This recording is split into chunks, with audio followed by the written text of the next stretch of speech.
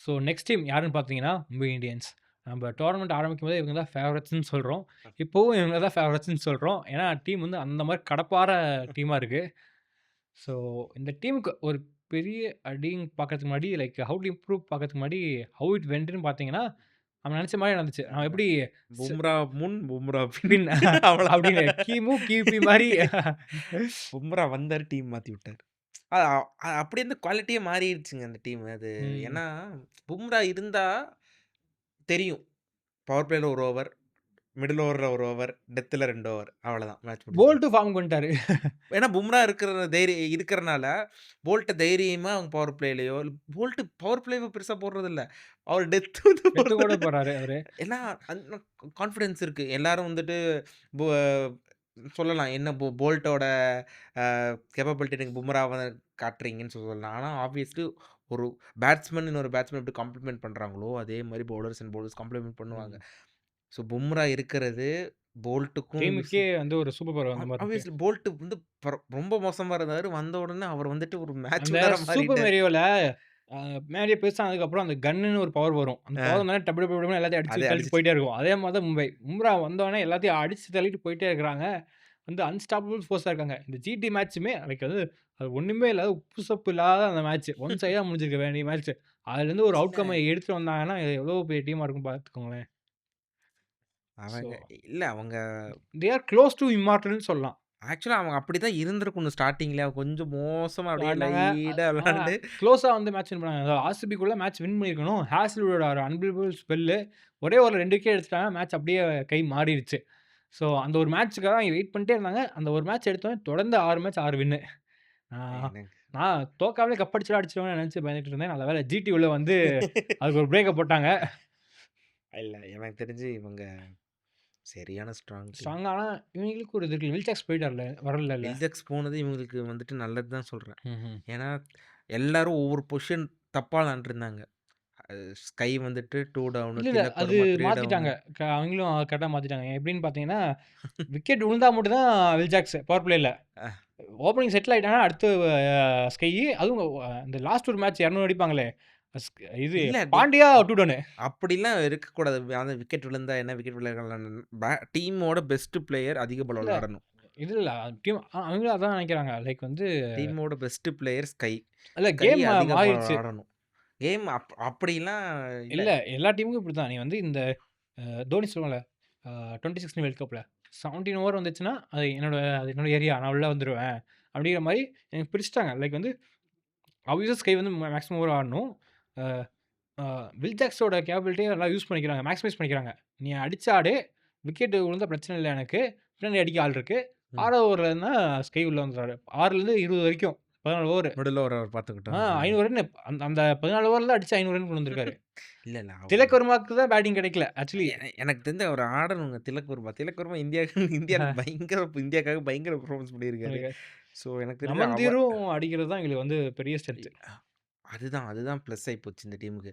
ஏன்னா, ம், இந்த டீம்ல நான் ஒரு வீக்னஸ்ன்னு இருந்ததுன்னா, நான் என்ன நெனச்சேன்னா, அது மிடில் ஆர்டர் ஒரு பிளேயர் இல்லையோ, ஒரு அந்த பிளேயர் மாரி கம்மி இருக்கு. இல்லையோ. அது ரமன்தீர் அது என்னவோ தெர்ல. ரமந்தீர் வந்துட்டு ஒரு அது வந்துட்டு அடிச்சுட்டாரு. ஸோ எனக்கு ஸோ தெரிஞ்சு அந்த இது இல்ல. ஆனா எனக்கு தெரிஞ்சு வில்ஜாக்ஸ் போனதுக்கப்புறம் பேரிஸ்டோ வரதா சொல்றாங்க. ஆட வைக்க மாட்டாங்க. இல்ல எ ரிங்கில்டன் போயிருவார்ல. ரிக்கில்டன் போயிருவாரு. அதனா ரிக்கில்டன் போனா இல்ல எனக்கு பேரிஸ்டோ தான் விக்கெட் கீப்பரு. வேற ஆளே இல்லையா? ராபின் மிம்ஸுக்கு பேரிஸ்டோ பரவால்ல. ராபி ராபின் இல்ல. மிம்ஸ் இன்னும் வரல. எனக்கு ராபர்ட் வில்சன் அவ்ளோ ஒரு பயங்கர ஒரு ஹைப்ல வந்த ஒரு பிளேயரு.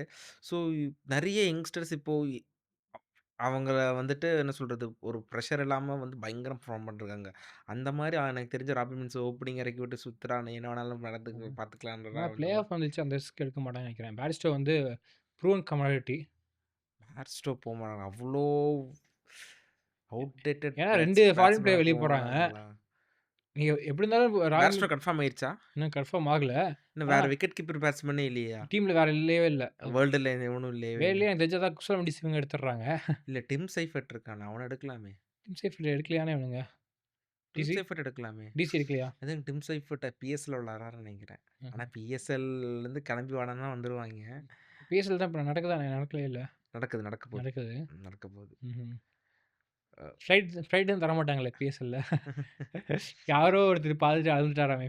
இது டாம் கர்ன்னு நெனைக்கிறேன். போய் பார்த்தா ஏர்போர்ட் மூடி இருக்குன்னு வந்து ரூம்ல வந்து அழுதுட்டு இருந்தாரு அப்படின்னு சொல்லிட்டு இருந்தாங்க. ரிஷாத் ஹுசைன் சொன்னாரு. ஆ இல்ல எனக்கு தெரிஞ்சு டிம் சைஃபர்ட் தாராளமா எனக்கு தெரிஞ்சு பாகிஸ்தான் கூட பயங்கரமா பெர்ஃபார்ம் பண்ணாரு அந்த ஒரு சீரிஸ்ல. அந்த இல்ல டீம் ஃபைட் நீங்க யூஸ் பண்ண மாட்றாங்க. பேர்ஸ்டோவுக்கு நீங்க தாராளமா டிம் சைஃபர்ட் எடுத்துட்டு வரலாம். ம்.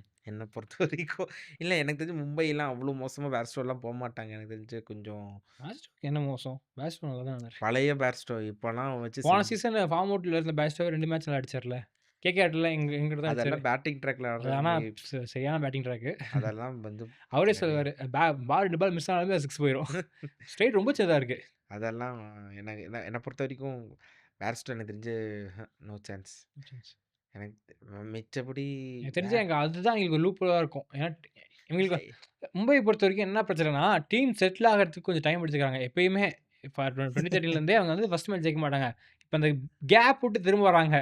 திரும்ப அந்த செட்டில்மெண்ட் இஷ்யூ இருக்குமா மும்பைக்கு? ஏன்னா மும்பைக்கு எப்பயுமே அந்த செட்டில்மெண்ட் இஷ்யூ இருந்திருக்கு.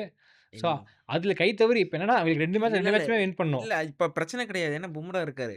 ஒரு தப்பானாலும் அவர் காப்பாத்தி விட்டுருவாரு. ஏன்னா 4 ஓவர் சீட் கோடு ஏன்னா அவ்வளவுதான். மும்பை வந்து ரியல் மேட்ரிட் மாரி. லீக் மேட்ச்ல நீங்க எப்ப வேணாலும் நாக் அவுட்ன்னு வந்துட்டு அவங்கள பீட் பண்ண முடியாது. அவ்வளவுதான். ஸோ அவங்களுக்கு வந்து அடுத்த 2 மேட்சும் நாக் அவுட் மேட்ச். அதனால எனக்கு தெரிஞ்சுனா அது ஈஸியா ஸோ அடிச்சிருவாங்க. மும்பைய இங்க வந்து ஸ்டாப் பண்றது தான் ஈஸி. லீக் ஸ்டேஜஸ்லயே நீங்க ஸ்டாப் பண்ணிட்டீங்கன்னா உங்களுக்கு பிரச்சனை இல்ல. உள்ள வந்துட்டாங்கன்னா முடிஞ்சது. ஏன்னா அவங்களுக்கு தெரியும் எப்படி அந்த ஸ்டேஜ்ல விளையாடணும்னு. இன்னொன்னு.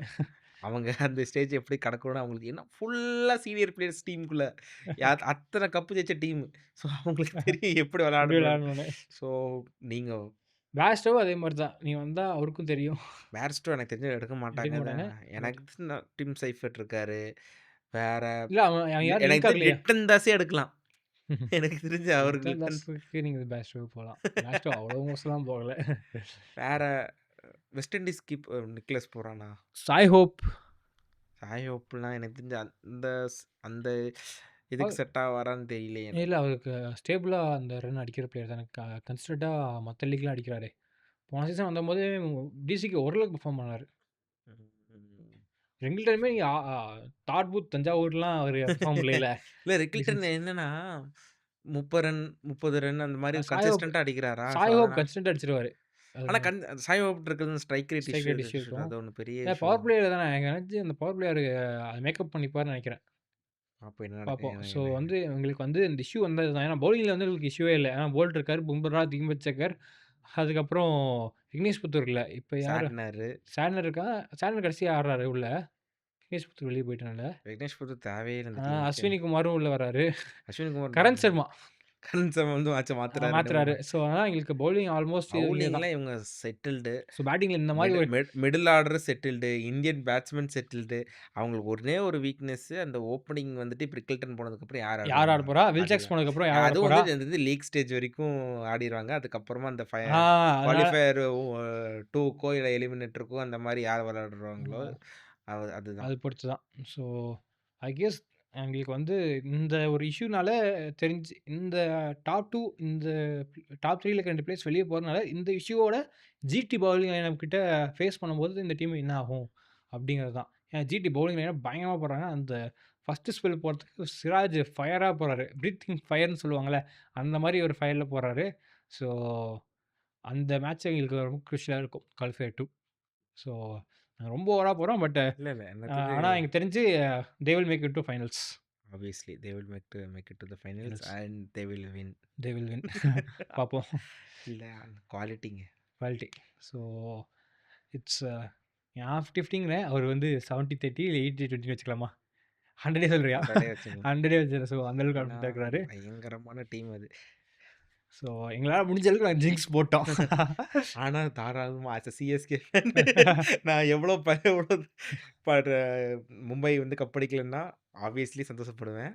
ஆனா அந்த டீம் அப்படி இல்ல. அடிச்சிருக்கோம். அடிச்சிருந்தா நினைக்கிறேன். பார்ப்போம். So let's see how it goes for Mumbai.